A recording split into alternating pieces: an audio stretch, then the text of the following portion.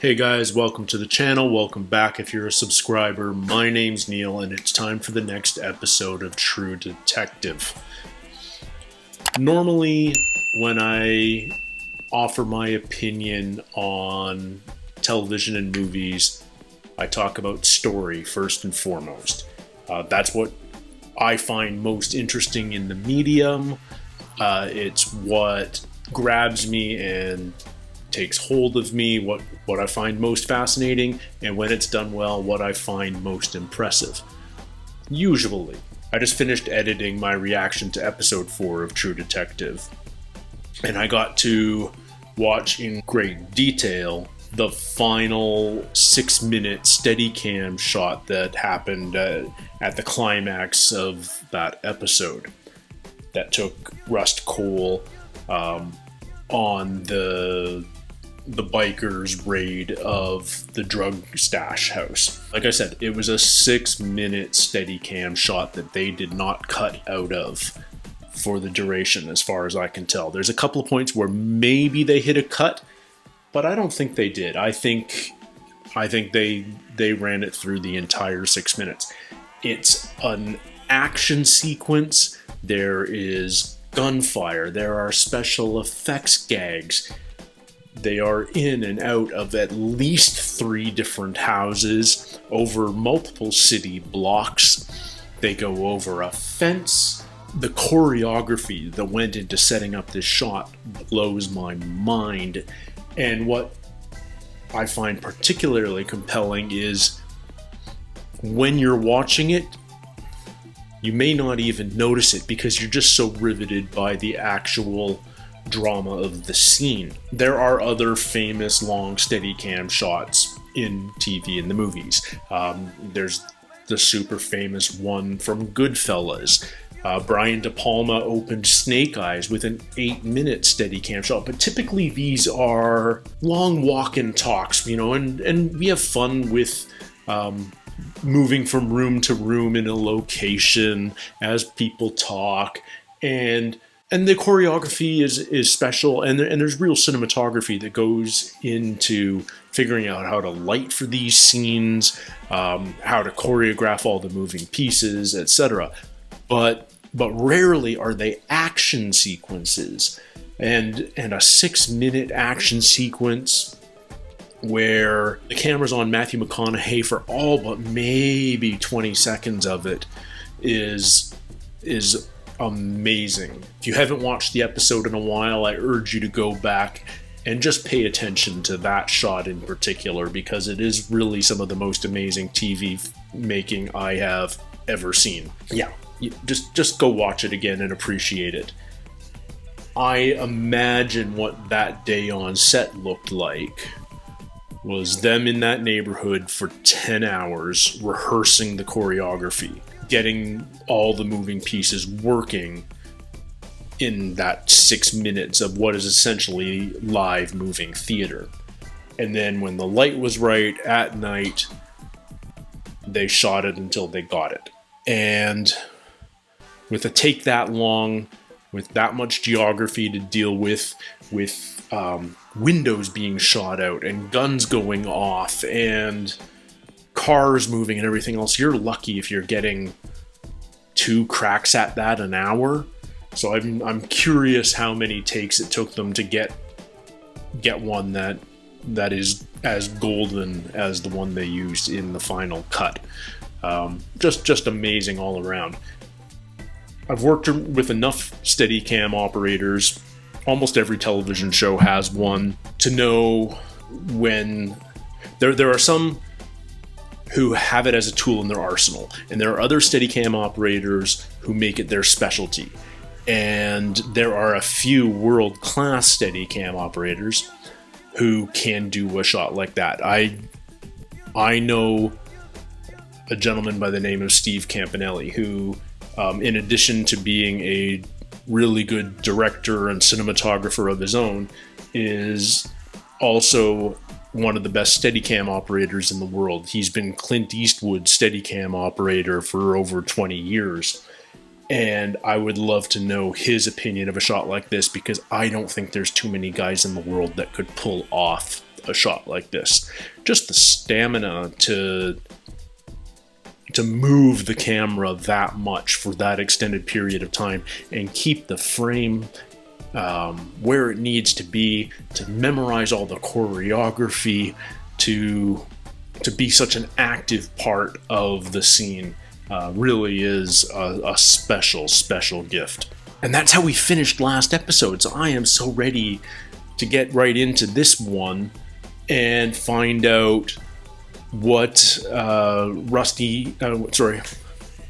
I've been told I have to stop calling him Rusty. In my head, his name is Rusty, but his name is Rust Cole. I really need to see what he can get out of the guy from the biker gang, Ginger, who he knows from his days undercover, and that maybe we can find Ledoux soon. But without further ado, let's jump into it. This is episode 5 of season 1 of True Detective, and it's called The Secret Fate of All Life.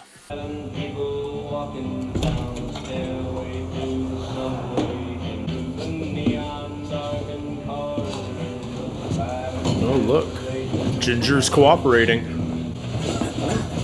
Is this Ledoux? I think it is. I'm repping some people. Yeah, they want to get to the good cook. They'll trade you or the IC Brotherhood, however you want to do it. Coke for Crystal. Nah. I ain't got no use for it.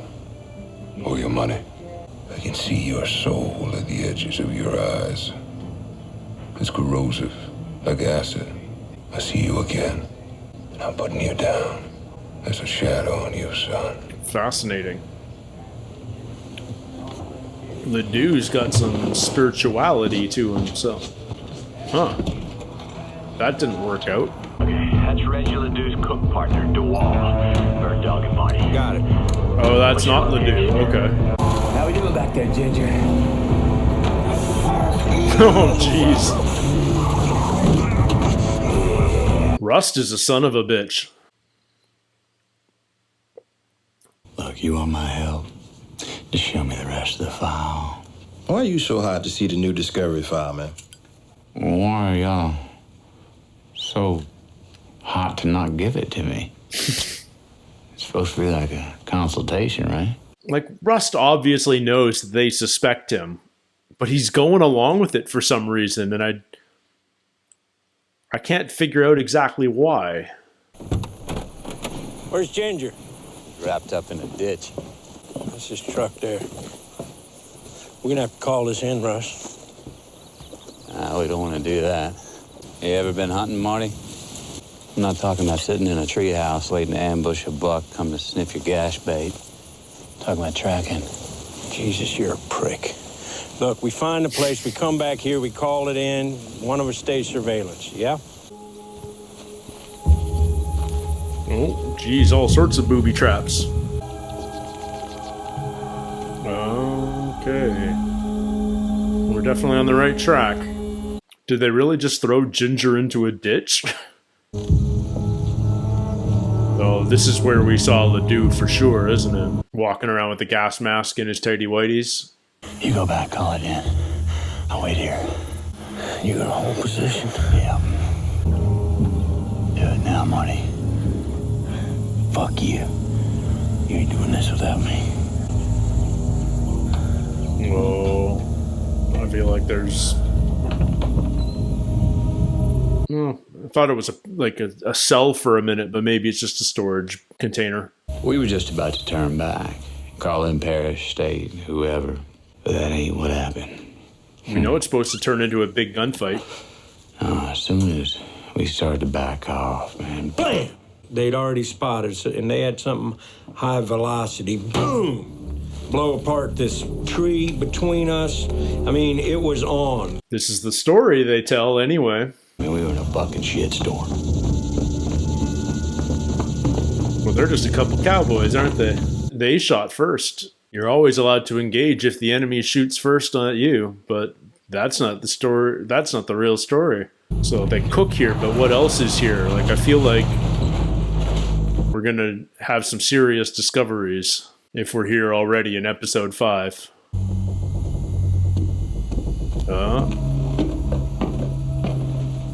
That's Ledoux, ain't it? Oh. He's a proper Satanist. Upside down pentagram with the goat skull. State police! Put your hands on your head! Oh, some fun Nazi stuff too. Don't even think about it! Big guy. Woody's not exactly small. Oh yeah, look, he's got the spiral brand. All we could do was duck for cover, dig in, try getting closer.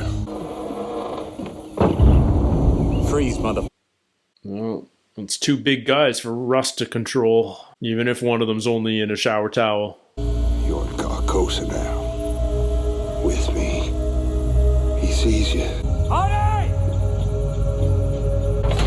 What's he finding? What is it? Time is a flat circle. I said, Nietzsche, shut the fuck up. Put it down. Put your hands on your head. Oh, geez. Marty's just gonna kill him. He saw something. What did he see? Now they gotta take this guy out.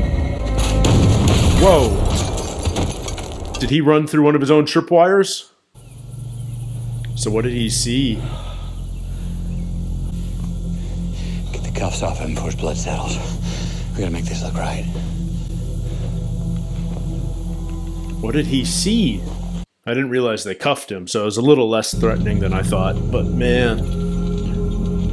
Oh, jeez. They got prisoners. I can say that I walked away from the experience with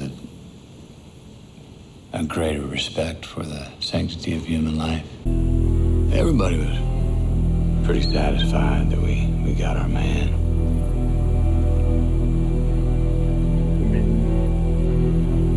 Maybe they didn't, I guess. Although he sure feels like the guy. This is a world where nothing is solved. Well, someone once told me time is a flat circle. Is that Nietzsche? Everything we've ever done or will do, we're gonna do over and over and over again. And that little boy and that little girl, they're gonna be in that room again 17 years later. and again. I got promoted to detective sergeant. Russ got a commendation for bravery, and things were pretty good for a while. So, maybe there's hope? Maggie came around. I cut the booze 5 weeks now. I'm in a program, Promise Keepers. He's saying all the right things. You have a long road to climb. Yes, I do. But she's giving him a shot. Do you know the good years when you're in them? Because there's a feeling, this feeling like life has slipped through your fingers, like the future's behind you, like it's always been behind you. Like the future's behind you, because time is a flat circle. Maybe I didn't change. Not the way I needed to. Maybe we can't change. The detective's curse. The solution to my whole life was right under my nose. That woman, those kids. And you just didn't see it. And I was watching everything else.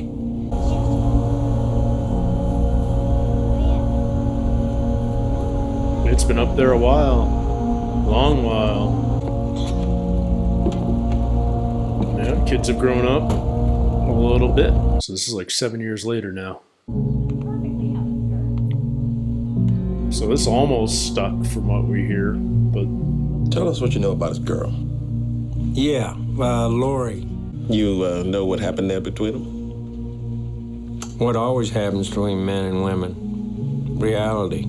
And this is a defeatist story, isn't it? You can't escape history. You can't escape the patterns that have been laid down for generations before us.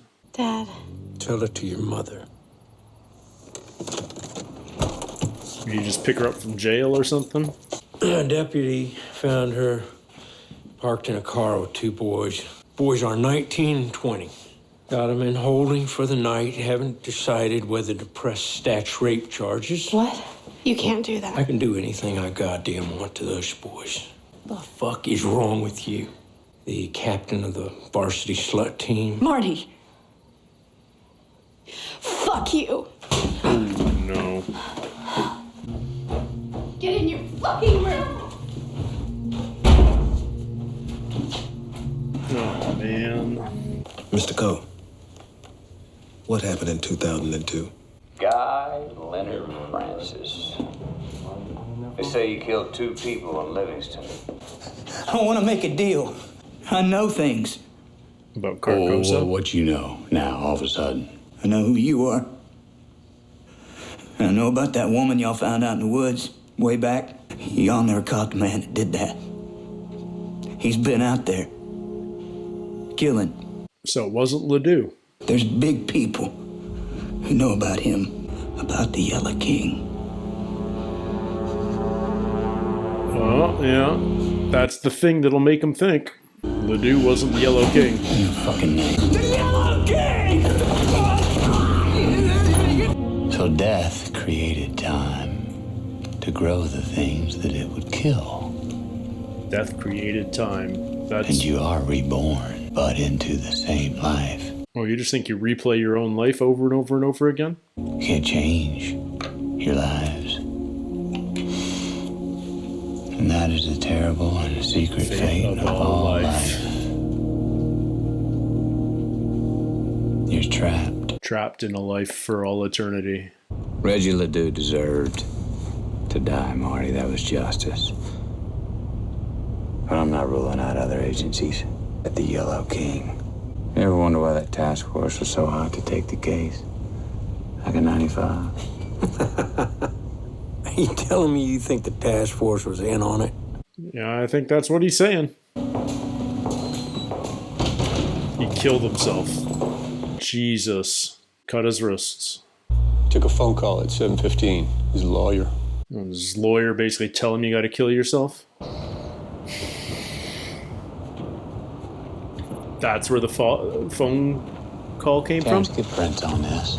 You tell me right now why you're all over Cole, or I'll walk. I think still up. 7 years later. Stacey Gerhardt. We saw that back in episode 1. That's the tree, isn't it? Those things are... They never took them down?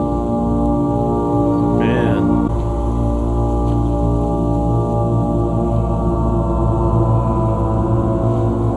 That's new, right? Well, if you two talked to Russ, you weren't getting a read on him. He was getting a read on He you. was getting a read on you.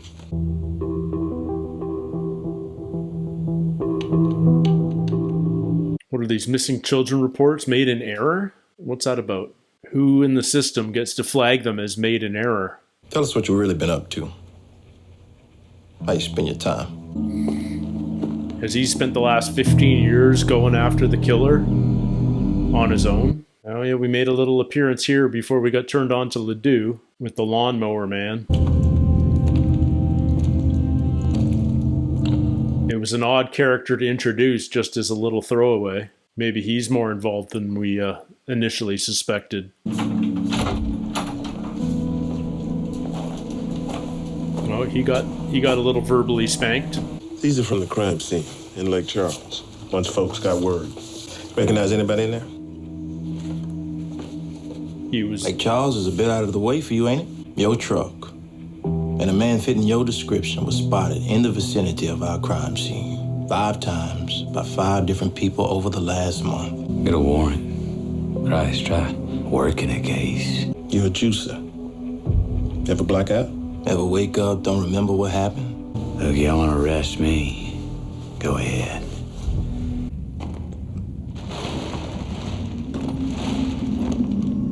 They were right there. They were right there. You're wrong. Nobody could change that much. You are dead wrong. You think 10 years on the sauce has made him more reasonable? Didn't he get you every bit of evidence? Didn't he push you where he wanted it to go? He brought you Rianne Libier. She wasn't one of Ledoux's. She was one of his. I don't buy it. I mean, like, I can see why they think that, but I don't buy it. I don't think that's where the story is going. Because we're seeing Rusty's discovery here. Like, what are the odds Marty's the killer? And he's gently pushing it onto Rust.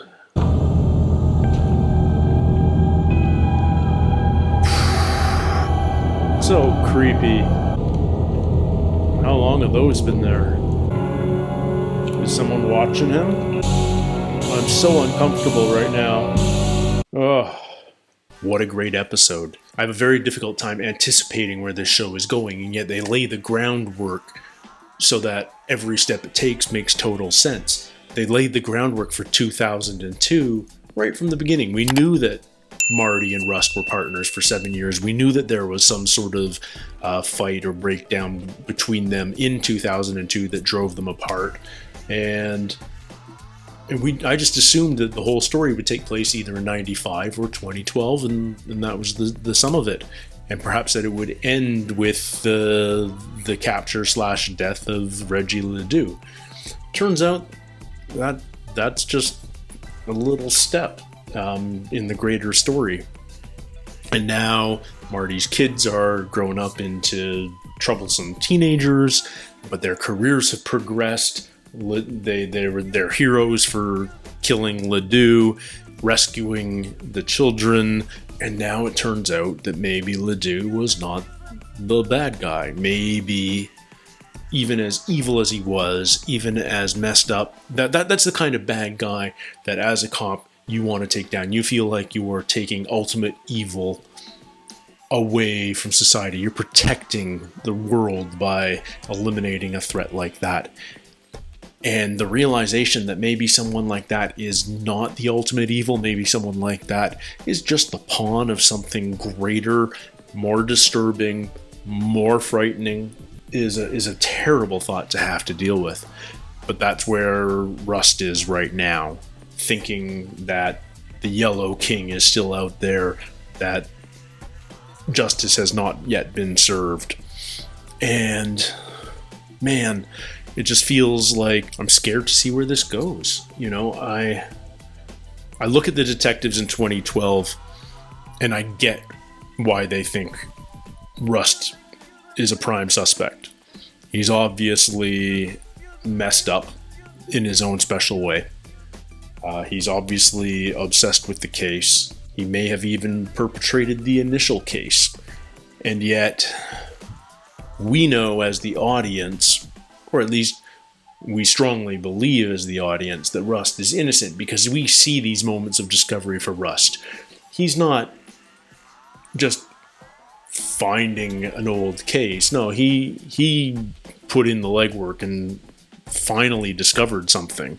He went back to this school and found these devil traps, and that's a moment of discovery for him. That's not a moment of returning home or anything like that.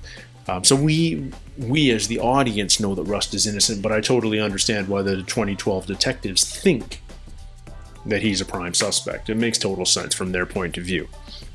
It does make me wonder about Marty, if somehow Marty is actually manipulating this whole thing. We know that he certainly got his own powers. He plays himself down so well. I remember back in episode 1, in the interview process, he says, "Oh no, I'm just a," he talks about all the different types of detectives, and then he just says, "Oh, and I'm just a guy with a big dick," like he just sort of jokes off his ability, and yet he's a damn good cop in his own right. But there's all sorts of little hints that maybe there's more to him than that. His estranged wife Maggie asks him, "Were there more?" And he says no, and obviously that's the answer he's supposed to give, but maybe there's not, and maybe it's not just other mistresses or other flings, but maybe there's victims. I don't know, but it's a fascinating idea, and I look forward to seeing more. Thank you all for joining me. It's This really is some amazing television here, season 1 of True Detective. I'm really glad I've discovered it, and I'm really glad that I'm discovering it while sharing the experience with all of you. Thank you so much for your comments and your feedback. It really makes my day to read your input to the channel, and thank you for following along. Until next week, take care, stay healthy, and we'll see you soon. Cheers.